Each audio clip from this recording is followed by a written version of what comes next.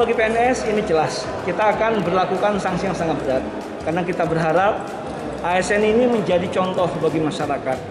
Dan bagi ASN atau kontrak daerah, sampai dengan perintah peringatan ketiga yang tidak mengindahkan, kontrak daerah akan kita berhentikan. Dan bagi ASN, kita berikan sebuah sanksi. Ketika dia tidak mengindahkan ini, maka akan ada sanksi penurunan jabatan bagi yang punya jabatan atau penurunan golongan bagi mereka yang tidak memiliki jabatan. Jadi saya pikir ini jelas kita sampaikan untuk bisa dipatuhi oleh seluruh ASN, insya Allah. Baik.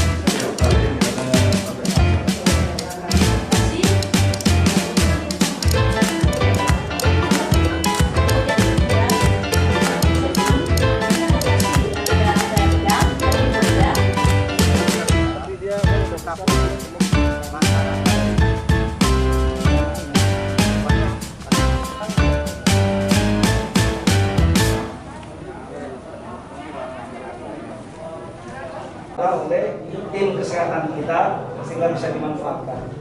Jadi kalau memang karena kita diwajibkan untuk menyiapkan ruang isolasi itu. Ini perintah gubernur. Itu yang positif itu 369.